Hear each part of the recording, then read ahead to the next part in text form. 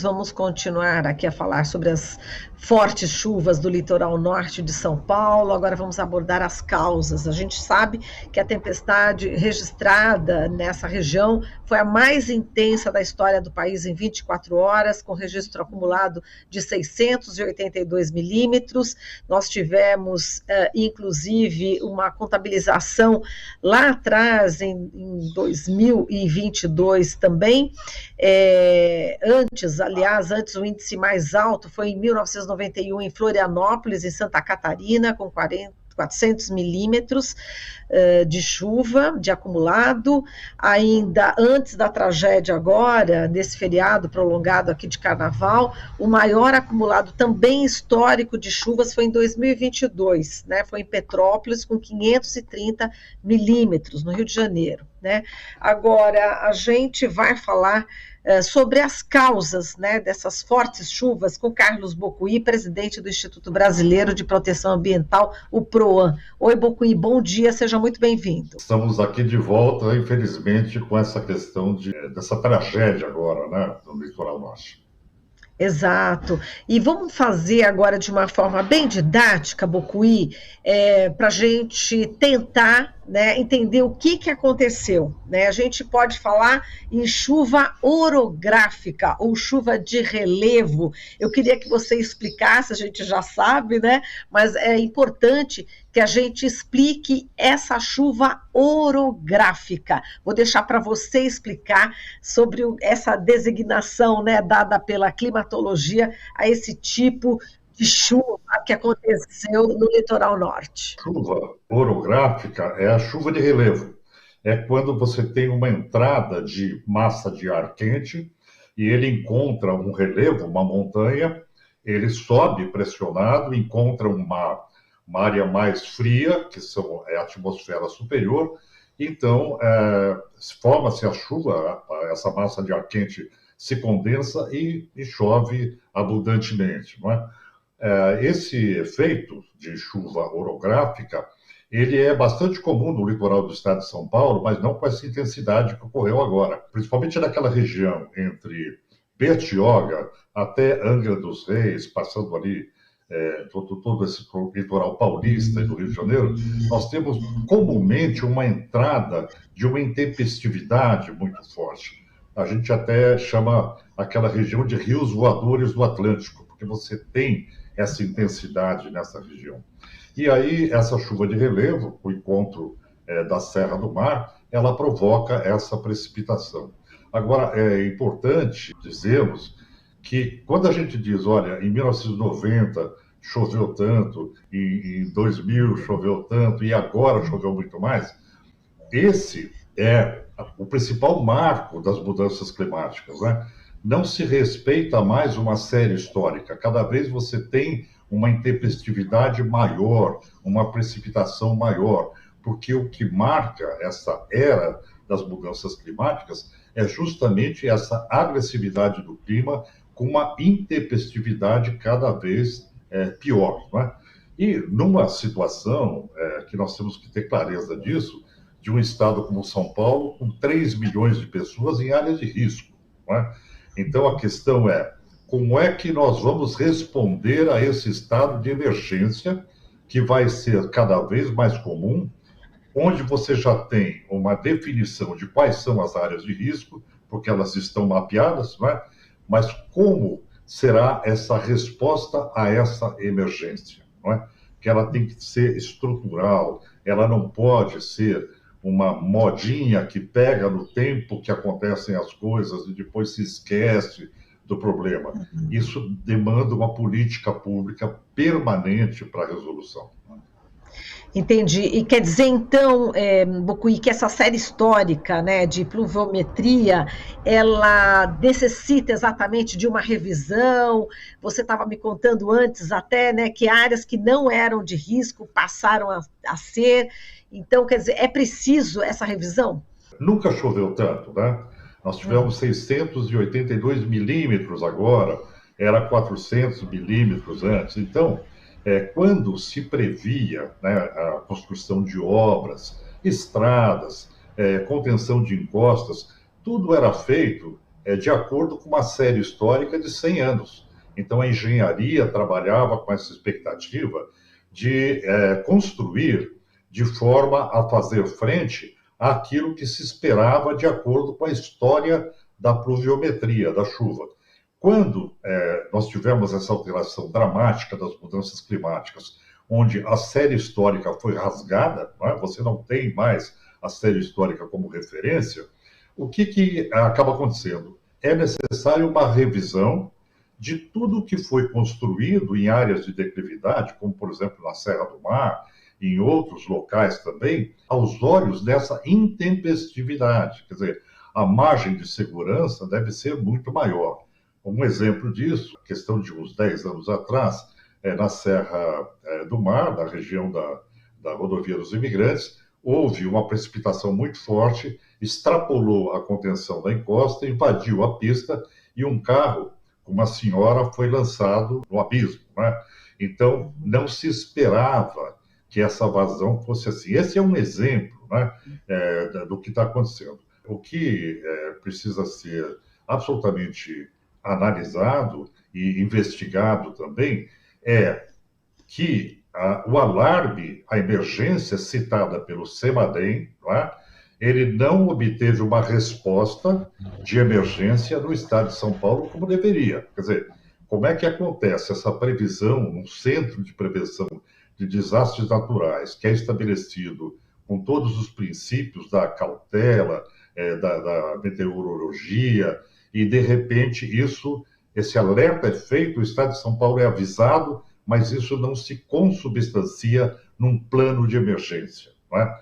Então, aí nós vamos ter que pensar uma porção de coisas. Você vai ter que ter rotas de fuga estabelecidas para essas áreas, vai ter que ter local de abrigo definido, você vai ter que ter sinalização, sirenes nesses locais para você avisar a população, tem que capacitar a população para lidar com isso.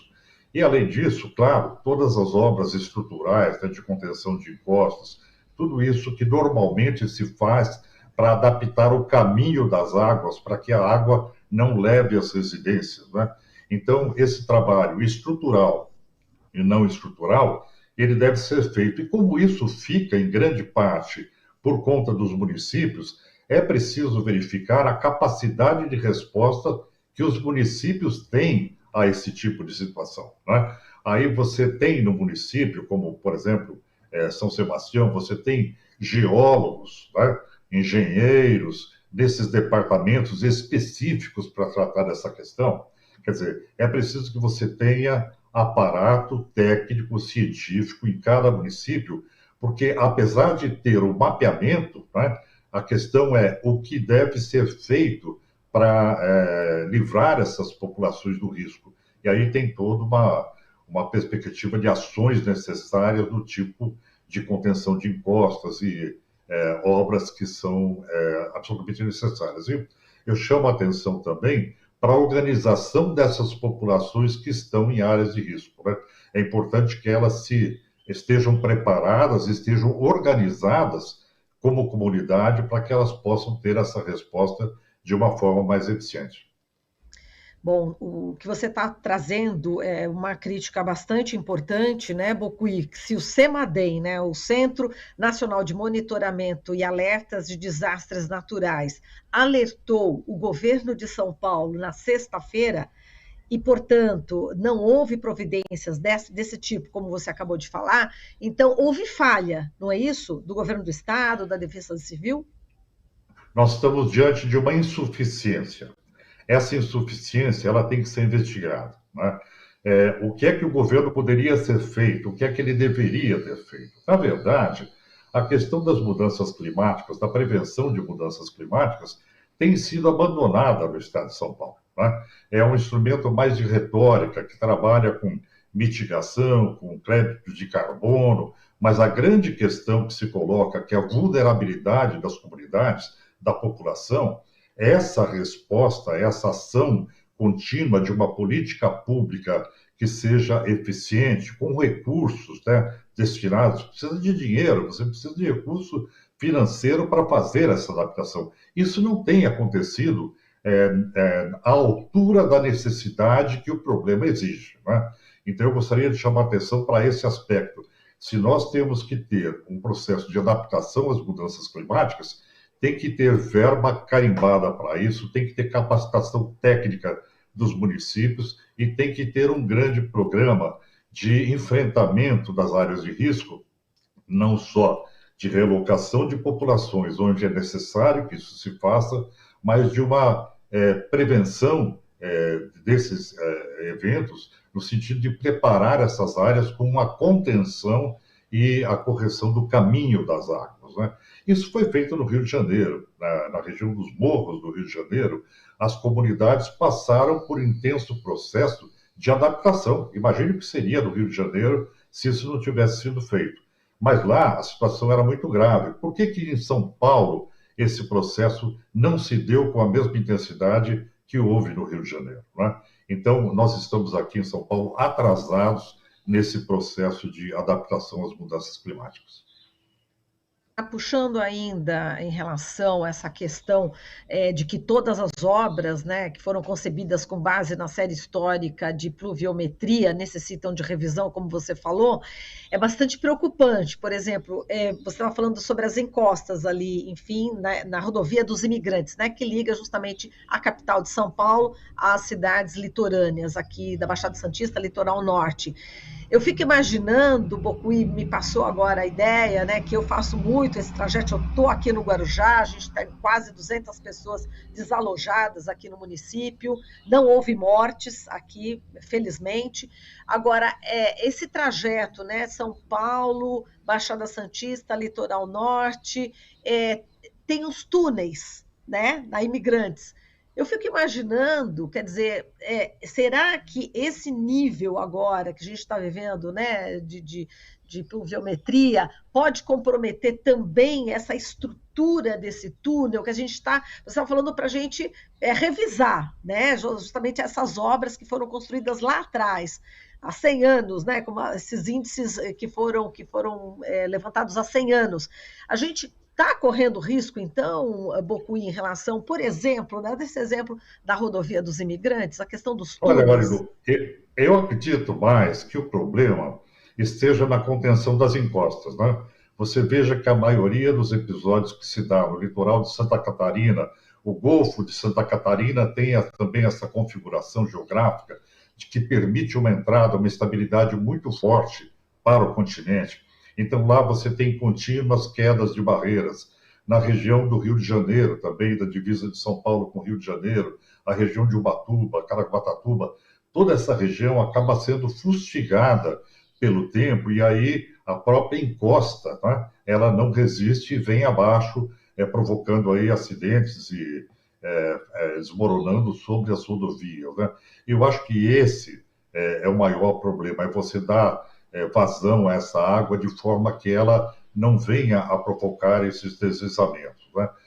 Com relação aos túneis, eu acho que isso precisaria de uma avaliação técnica, né, científica, por parte do pessoal da área de geologia, de análise de risco, para saber se existe alguma fragilidade. Eu apontei uma que ocorreu há mais ou menos 10 anos atrás, quando uma vazão na boca de um túnel, justamente no pé da serra, que recebia toda a água que vinha da encosta da serra, extrapolou a pista e provocou um problema, um acidente fatal, né?